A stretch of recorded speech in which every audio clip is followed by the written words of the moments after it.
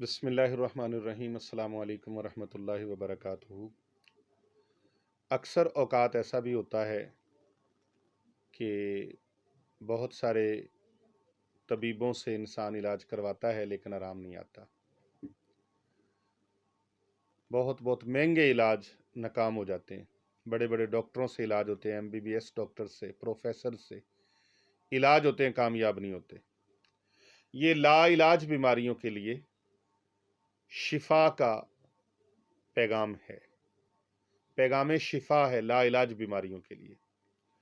जिन्होंने बहुत सारे तबीबों से मुल्क पाकिस्तान के तूलो अर्ज से इलाज करवाया है, बाहर के मुल्कों से इलाज करवाया है, आराम नहीं आया, तो दिल छोटा मत करें, आराम आ जाएगा। सारे डॉक्टरों से इलाज करवाया, सारे तबीबों से इलाज करवाया, बहुत सारे पीरों फकीरों से इलाज करवाया, बहुत सारे आमलों से इलाज करवाया, लेकिन कहीं से भी आराम नहीं आया। और तबीब हजरात, हुक्मा हजरात, डॉक्टर्स हजरात आजिज आ गए हैं और आमिल हजरात भी आजिज आ गए हैं। पीर फकीर हजरात ने भी अपना सब सिलसिला कर लिया, आराम नहीं आया, तो फिर भी आपने मायूस नहीं होना, क्योंकि अल्लाह ताला का फरमाने वाली शान है, ला तकनतू मिर रहमतिल्लाह। कुछ भी अफाका नहीं हुआ तो फिर भी हिम्मत नहीं हारनी, यहां तक कि सब लोग आजिज आ चुके हैं और मर्ज को ला इलाज करार दे दिया गया है। तो ऐसी सूरत हाल में मरीज के लवाहिकीन को चाहिए कि वो बाद अज नमाज फजर 41 मरतबा ये वजीफा मुबारक करें और करके पानी के ऊपर दम कर दें। घर वाले ही कर दें, सबको इजाजत है, तमाम मोमिन मुसलमानों को इस अमले मुबारक की इजाजत है। याद रखें, इसके साथ साथ सदका व खैरात भी करें।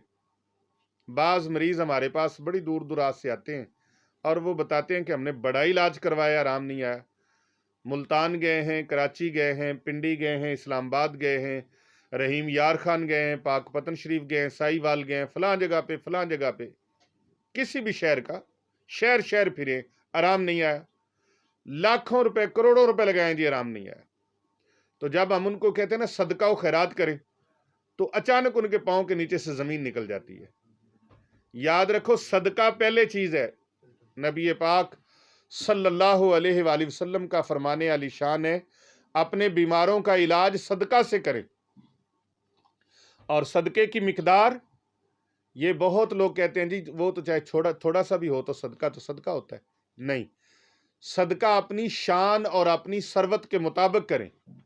जितनी अल्लाह ने आपको हैसियत दी है उसके मुताबिक सदका करें। जिस कदर सख्त बीमारी है उसी कदर सख्ता अच्छे से अच्छा करें। तो जितना आप सदका अच्छा करेंगे और खुश दिली से करेंगे, मरे हुए दिल के साथ नहीं, खुश दिली के साथ करेंगे, उतना ही जल्दी फैज होगा।